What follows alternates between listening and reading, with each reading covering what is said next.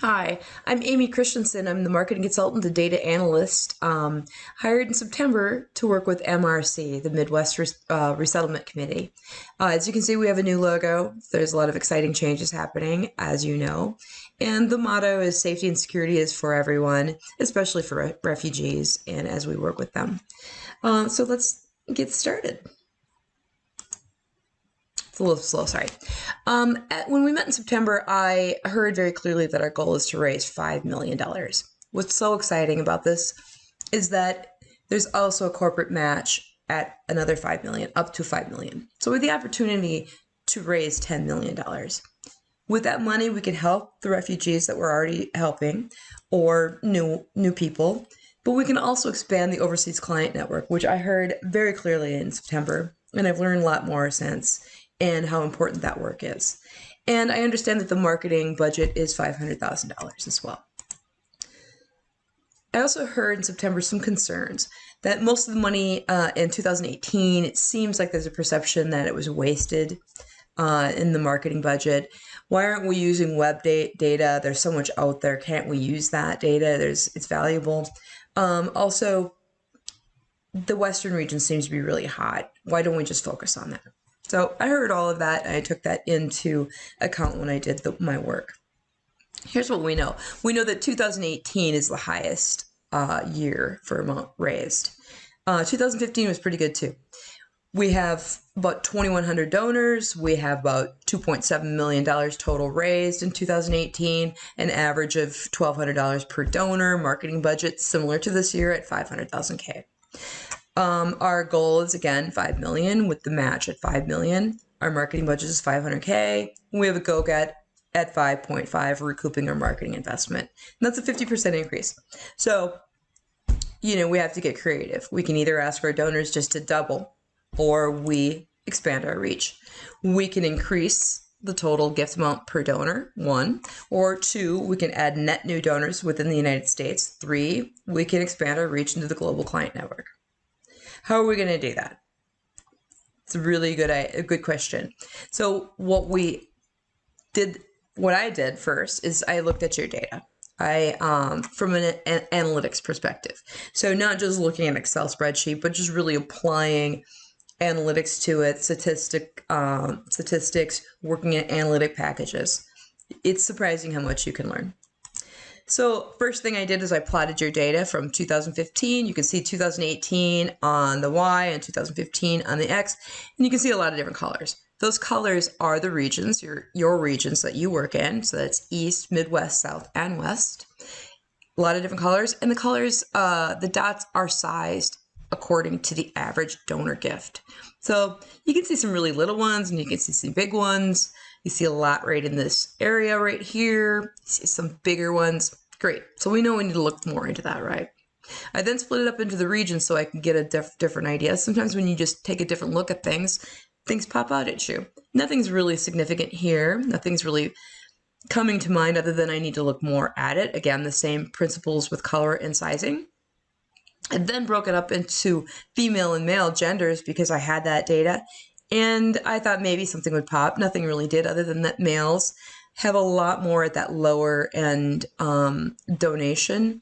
But other than that, and females have a lot more in that upper quadrant of a lot of big circles up there. So, but there's nothing here that says that this is a gender. To me, this doesn't speak to being a gender, approaching it with a gender difference. So what I then did was a cluster analysis.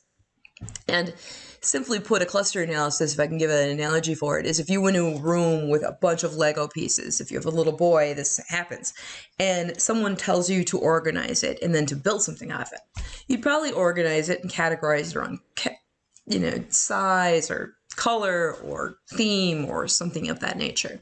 That's basically what a cluster analysis is you take it and you're grouping it. I did that on the mean, which is the average. It's called a K-mean. I think the K stands for cluster, but we don't know. I then put it into an application, well, we might know. But we then put it in an application called Tableau. That's important because you'll be working with a dashboard that I'm putting together for you throughout the entire campaign. And you will have that immediately after this. I'll show you the dashboard.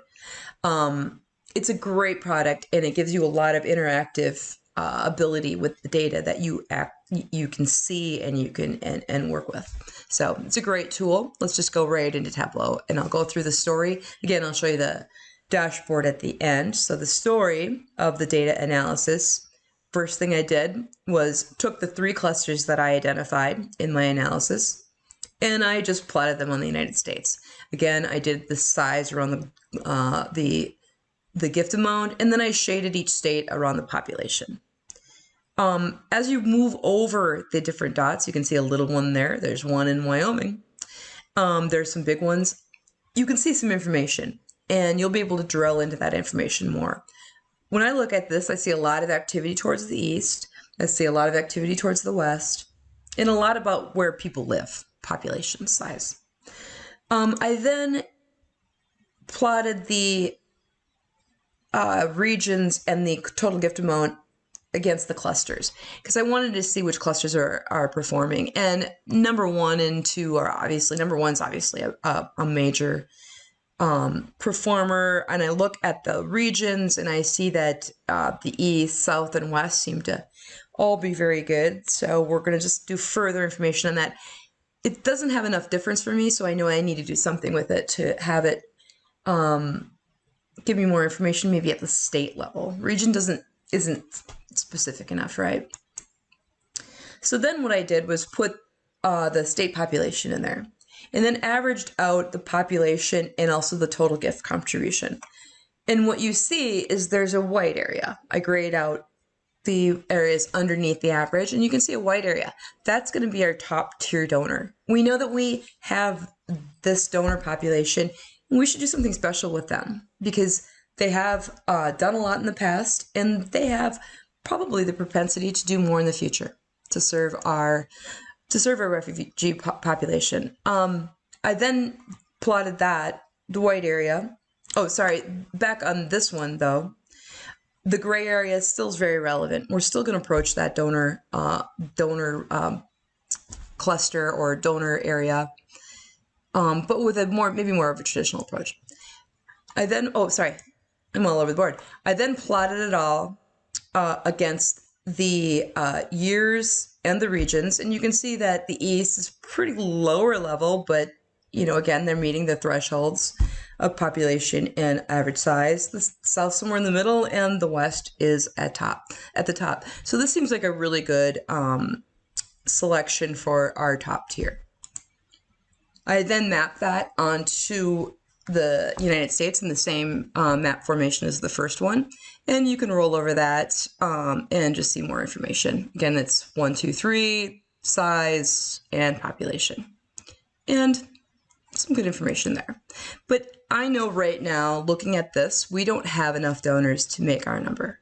We have to get smarter about how these people are talking and how they're interacting, and we have enough information to find that. So I'm going to go back into my PowerPoint because I did this work in R, and I will show you that. I did this work in R, which again is a statistical program, and I did a network analysis. So I took the companies and then the university affiliation. So they must have gone to school there, or they have some kind of affiliation. Each donor does. And what we're looking at is at web traffic between these two things. And that analysis is done, and you get this kind of a graph. What you can see are really big bubbles with color, and those are influencers. Those are people that are either in the middle, in the center of the dialogue, and are reaching out, or they're reaching out into different communities. They're active. This is an opportunity. You can see this is your entire network. This doesn't come from anywhere. That came from your spreadsheet that said these are the companies and the universities that they work with. So this is a great opportunity. I wanted to take a different look at that too, because I don't see schools in here, and I want to. So, but in the betweenness, we have the top 20, and the degree, I kept that degree to 5. That means they are reaching out to 5 different communities.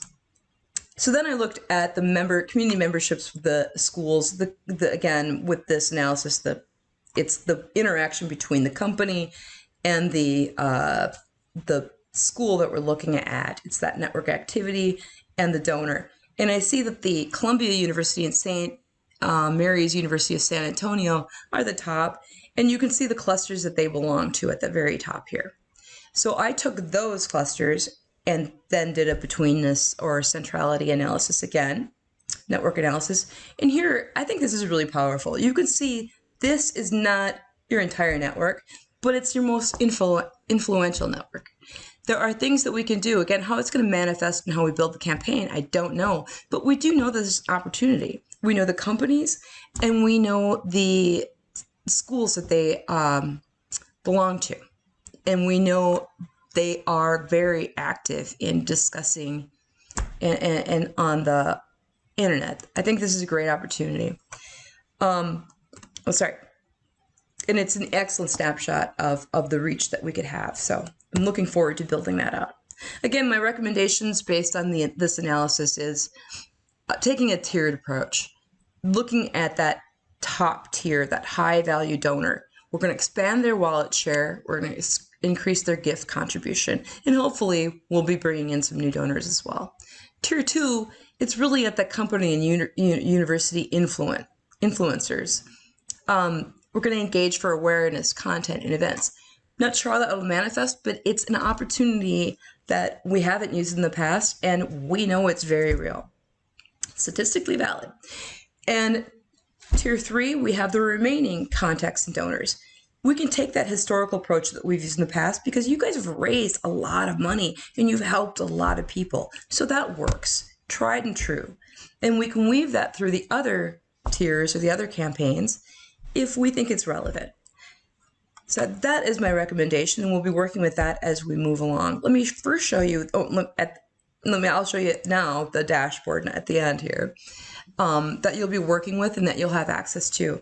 As we move along, dashboards change. As you see the power, you can make suggestions, and I can make some changes. The data will change, the KPIs, the metrics will change, but understand this is the tool that you will have. This is the ability that you have to work with all this data. You can roll over it. It's all interactive. You can use this to filter.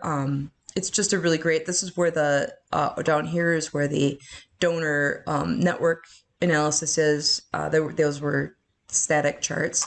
These are interactive, that's static. I think it's a great tool, and we will be working on that as we move forward. Let me go back into PowerPoint. I just want to say thank you for all of your help and for bringing me onto the project. I think it's really great, and I'm really excited about the next phase. So thank you. I hope you enjoy, and call me if you need anything.